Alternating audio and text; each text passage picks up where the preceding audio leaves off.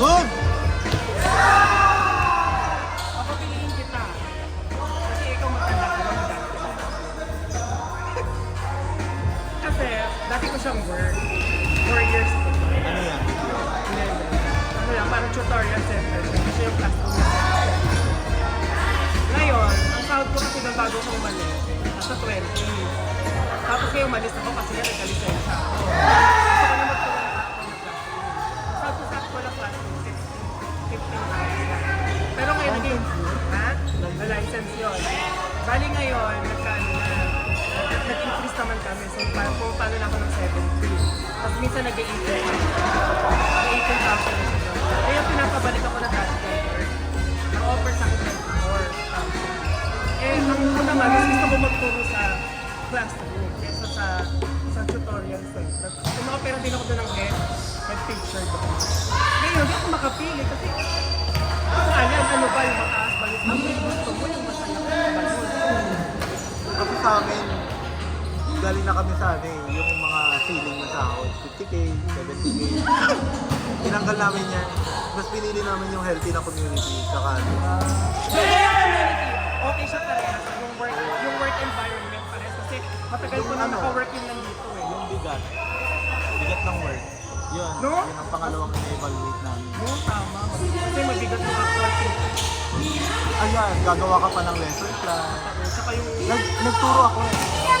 Computer. Grade school. Saka high school. Enjoy kasi masaya yung mga bata. Pero yung submission ng lesson plan, ganun. Tapos kailangan maggagawa ka pa ng exam plan. Feeling ko hindi ako para doon.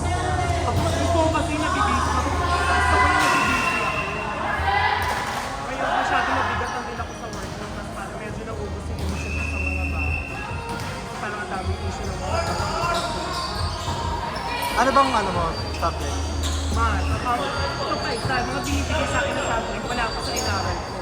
Accounting, mga business-related subject, hindi naman ako nahawak ng gano'n. Like, ang hawak ko, general abstract man, pero nag-enjoy ako kasi nag-enjoy ako. Kaya yung nabili ko alam, when it comes to transpo naman, mas malayo yung isa. Pero may service. Sino doon? Yung group ko, Ay, yung paka. yung sa tutorial center. Ang hirap ng story. Kasi parehas mo siyang story. Kasi yung isa, matagal ko na nakatrabaho yung sila. Ako yung ano doon, pioneer na yung flow. Umalis lang ako. Tapos kaya pinapabalik ako ni Madam. Kasi yung ate ko, magmamigrate na sa Germany. Ito yung head namin doon. Sa kulit sa akin. Ayaw na kasi yung parang pwede na kasi sabi niya 20. Tapos ngayon, parang nalang ako hindi ko ma-miss yung yung actual situation. Kaya wala naman kami pasok sa yung Monday. Monday yung wala. Monday kami walang pa. Pwede mo mag-prof ka. Yun nga ay mag-instructor na. Pero ewan kung makahanap. Pero sa bagay, may unit naman ako ng master. Tapos pinayagan din ako mag-master ng Sabado. Sabado kami madaming estudyante.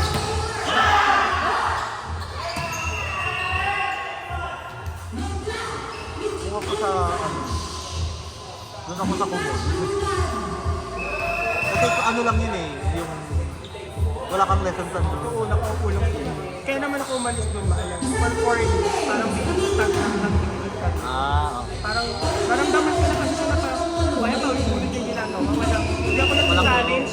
Hindi ako nag-challenge kasi sobrang master ko na siya. Like, katontuwa rin yung boss. Saka, yung workit master ko siya, patamad-tamad din ako. Like, efficient pa rin ako sa mga trabaho.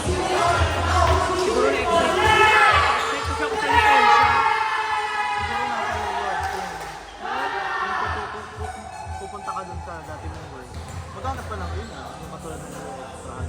Pero if you will question naman, parang 60-40 na sa kumon. Sa kumon. Kasi meron ka na establish dun eh. Sa pupulutin yung 6,000 buwan. Ang maganda lang dito kapag nag-government ka, di ba, license ka na. License ka na. Pag nakapag-invest ka ng matagal na dyan, meron kang retirement. Ang inaano ko tama. baka gawin pa akong ano, tawag yung investor mo madam. Kasi walang papamanahon. Kasi mga anak ko, mga doktor. Doktor na. I mean, mga nasa medical mo na naman yung anak ko. Oo, malayo. Baka gawin niya akong ano, baka niya ipamana. So yung, ako lang matalino lang ako sa math.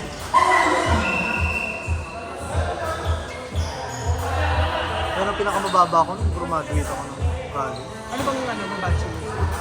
IT ako. Programming. Magaling ako sa mga binary, pero yung mga... pero kung may mga ano na, wala. May computation. Lagi ako naka-ano. Ang comsay ang nagano. Oo. Kaya nga hindi ako nag-comsci, tsaka com-in. Pero pangarap ko com-in. Hindi ako pumasa nung ano. Nung na...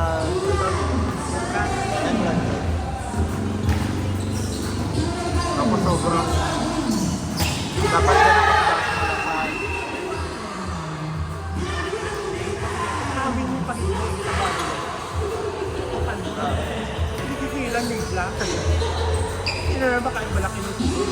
Nakahawin-hawin lang sila. Pag may establishment black. Hindi kikigil.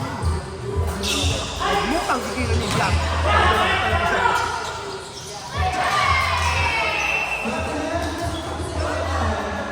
Sila pa naman tingin ko pinakamalak. Ito. Hindi pa ako na matalo ano na sa ulo. Maayos din yung ano namin.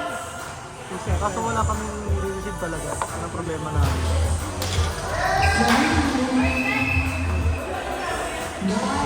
Dito na. Hindi siya nagbibigay. Ayun siya magbigay ng quick. Hindi ako marunong mag-quick. hindi na tawag yung test.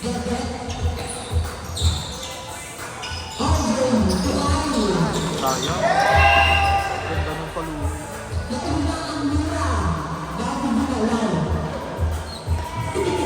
Sayang height yan, ano?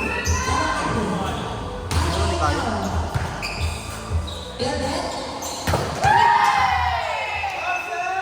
Hey!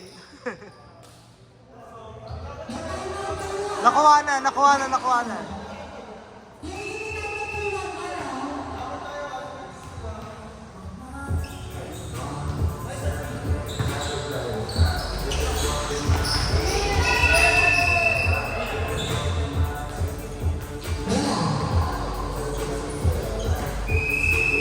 Sa common ba walang retirement? Ano na tayo? Retirement plan? Parang kada sahod mo may natatabi sila. Wala. Eh, ano yung tatlo? Meron naman no? Pero feeling ko ngayon kahit siguro kung malaki yung wala yung insurance pa. Sayang kasi. Yun ang pag-ingresan mo ang hanggat maaga. Hindi naman din ako mag-aanap. Tapos yung mga kahit wala kang paggagamitan ng pera sa editing pag-ibig, ano mo yan, para lumaki.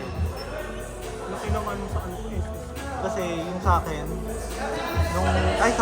nung nag-loan ako, wala yung pangalan. Ginamit ng ibang ano. Ahente din. Pero ang ganda rin naman yung system ng company na. Yung ngayon, meron sa company. Yung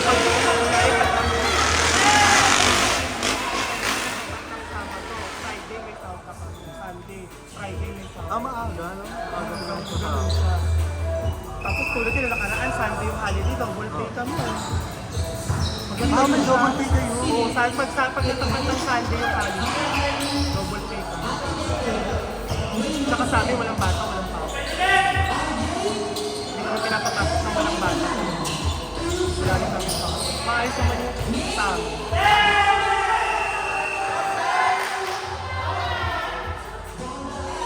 Bago ka sumahod na kami, nagsabi sa SSS yung pag-ibig yung Nakakainis na ngayon, ang daming deduction, tapos ayun. parang wala namang ano. Hindi ko pa rin secure.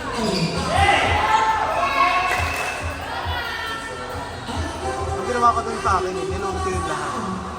Tapos mababa lang kasi yung kaltas nun kada sa akin. Nipon ko siya. Ano pala? Kung nakunin mo ako sa 70K. Kung may online account ka, ano mo lang yung pangalan mo. Di ba may years pa na dapat sunod-sunod ko? Hindi. Basta meron kang 24 na hulog, 24 months na hulog. Ano? Qualified Kada ka. sunod-sunod.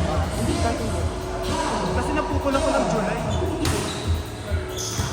Basta hindi ka inactive within 6 months.